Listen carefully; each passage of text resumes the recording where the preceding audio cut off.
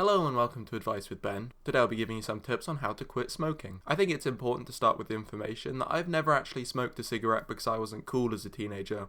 However, I have friends that smoke, and I spent 5 minutes reading a WikiHow article on the subject, so I'm kind of an expert now. Obviously, I'm not claiming this video will be as helpful as a 3-month-long stay in rehab, but it probably will be. Now, I've personally disliked cigarettes since the age of 5 years old, when my dad went out to go get some and never came back. But I appreciate everyone has their own reasons for wanting to quit. One key issue is that tobacco is well known as a gateway drug to heroin. Maybe at 14 you'll nip behind your school to smoke for the first time. Then by 15 you'll be selling your family's jewellery for some of Mexico's finest black tar heroin. An equally major problem is that smoking can give you bad breath. Other stuff gives you bad breath too, such as garlic for example, but it's not quite the same. You don't leave the club at 2 AM to go outside and smoke some garlic, and you don't get given regular garlic breaks at work. Another main side effect of smoking is death, and unfortunately not a lot of people survive death.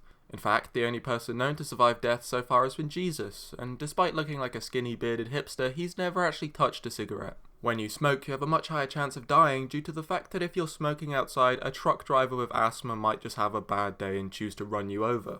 A healthier alternative to smoking many people turn to is vaping. But this comes with the unfortunate side effect that you may become one of those insufferable guys who hangs out in a vape shop, and your family could disown you. If you want to quit smoking fully, however, I have a few good pieces of advice. One way is to associate smoking with forcing yourself to do something you don't enjoy.